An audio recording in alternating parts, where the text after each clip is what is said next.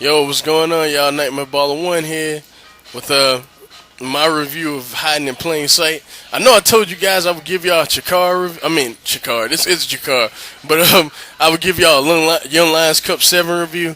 Problem with that is that that's a 3-night tournament, and this video is only 10 minutes long, and a lot of things like happen in that tournament, and it would just be like almost impossible to do. I will say this: night one is terrible. Well, not terrible. It's just a one match show. Night 2 is good, and night 3 is great. Usually, what you expect from the Young Lions Cup, to be honest. But last year was the same thing. But I will say definitely check it out. Like, especially night 3. Like there's 3 really good matches on there, and one truly truly great one. I would say that. But well, two. I would say 2 great ones, but it's whatever. Definitely check it out. But let me get into this review. Oh yeah, let me just start off by saying I know I haven't been making videos lately. Haven't had to drive to, honestly, because it's just much really.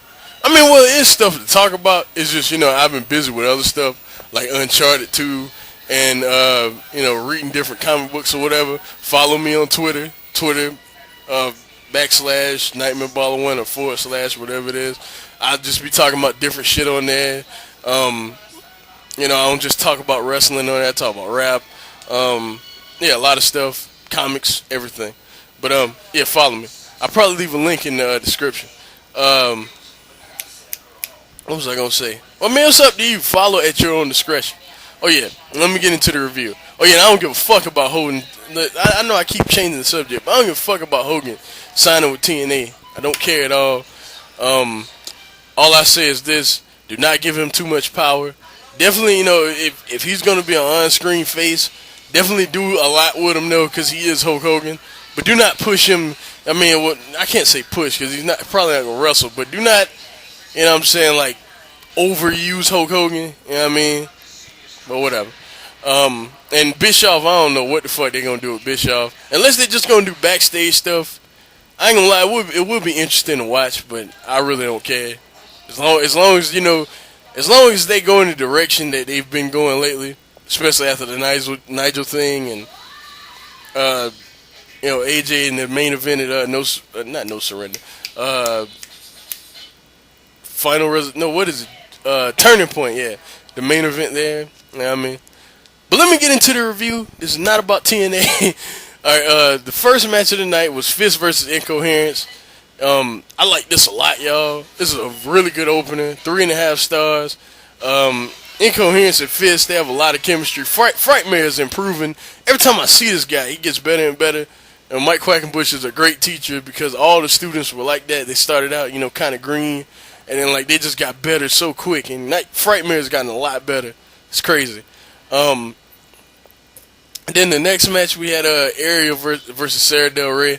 If y'all don't know, Ariel is a part of the Shimmer organization, or at least as long as I've been following, she has been.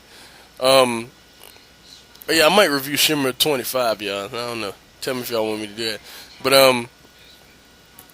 yeah, but she honestly, I used to be a big fan of her because I always thought she was good in the ring, and I thought she was fine as hell because she looks nothing like any other female you see around professional wrestling. You know what I mean? Like she had a little bit of extra weight on her, but she had like a black girl booty. You know what I mean? Like I don't mean to say like that, but it's true. It was like round and but anyway, that's not the point. She's just gotten fat now. That's the point I'm getting at. To the point where it hinders her ability in the ring, and this was okay. It wasn't good. It wasn't bad. It was just kind of all right. I watched it. I didn't feel like I didn't feel any dumber for watching it. I get it 2 stars. It was an all right match. A little too long, but it was okay. Then we had some ceremony. Some guy in Lobster Hand or whatever his name. Never heard of dude, honestly. I know he was around during the early days of Chikara, and he's like pretty much a big name in that area of New Hampshire or whatever. But I think this was in New Hampshire. But I had no idea who dude was. That's just being honest. All right, then we had Eddie Kingston and Grizzly Redwood versus Delirious and UltraMantis Black. The Order of the Neo Solar Temple versus the Roughnecks. Yes, heel versus heel. This actually was not bad at all. Like, it was good, as a matter of fact. I give it 3.25 stars. It was just kind of weird seeing Eddie Kingston as like the face in peril, or like, or whatever. I guess since he's not a face, the heel in peril. And Grizzly Redwood getting the tag, and yeah, he actually got over like a lot in it. It was a lot of fun. It was weird, but fun. Yeah, I like this a lot, honestly. And Grizzly's starting to grow on me more and more the more I see him. All right, then we had the match of the night: Mike Quackenbush and Jigsaw versus Claudio Castagnoli and Bryan Danielson. This was great. Like, Bryan Danielson is the man. That's why I hope the E uses him right.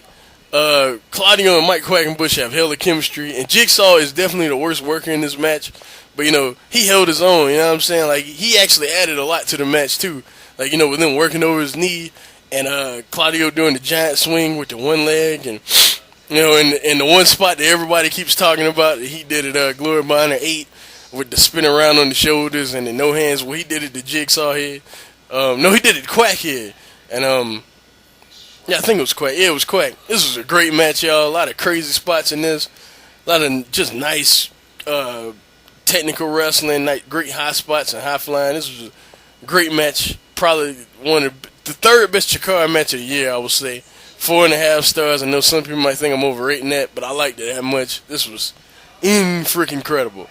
All right, then after that, we had 2.0 in the Unstable versus Carpenter Ant, Green Ant, Dasher Hatfield, Lince Dorado, and Colt Cabana. Yeah, Colt Cabana took the place of, I think, Jimmy Olsen, because he was hurt. I could be wrong about that, but if I remember correctly, Jimmy Olsen. This was great. Like, I don't even know what to rate this, honestly. Like, this was just so fun. Like, Honor Hammer 26 did a review of this too, and like, he basically he summed it up. Like, it's hard to rate this because there's a lot of just crazy stuff in this match. I give it 4 because I did think it was great, but like, it's not really it's definitely like an entertainment type match. Probably one of the best comedy matches I've ever seen in my life. They actually did a spot where like they were playing baseball, and Colt Cabana hit an inside the park home run. Like, you guys got to see it because 2.0 committed an error, and let's Vin Gerard can pitch. You just gotta watch. It's funny, man. Yeah, 4 stars, very entertaining. Then we had Player Uno versus Player Dos, and I thought this should have been longer for the young. Well, this is for the Young Lions Cup. It should have been a lot longer, especially the way Player Uno's been acting lately. They were kind of teasing a heel turn, but now I don't think it's gonna happen. But unless it has happened and I just don't know about it, someone can fill me in. But this was really good. It just should have been longer. I give it 3.5 stars. I thought this was really good.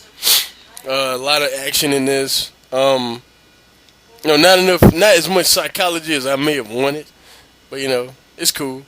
3.5. I think it was like 12 minutes long or something like that. Cool little match. No more to say about it. Then we had the Osirian Porter versus the Colony. They've been hyping this for like almost a year, honestly, for the Colony to finally win the Campeones de Parejas, and they did in a 13-minute match. Like, that really bothered me, like, honestly, because they're probably the stable in Chikara. You know what I mean? And you've been hyping Soldier Ant and Fire Ant to get these belts for like a year. And I like the little promo package they had before. It wasn't really a package. It was just them working out in the back.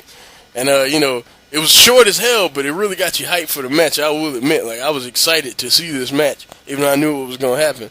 But it was so short. Like, I give it like 3 stars, man. It was just way too short. Like, if you look at when F.I.S.T lost the belts, you know what I'm saying? It was so epic. You look at when Incoherence lost the belts. It was so epic, And this just really didn't have that kind of feel to it. Kind of bothered me. I would give this 8.75, y'all. Very good show. Pick this up. I probably will have another video sometime this week. Don't know what it'll be about yet, but I'll holler at y'all later. Peace.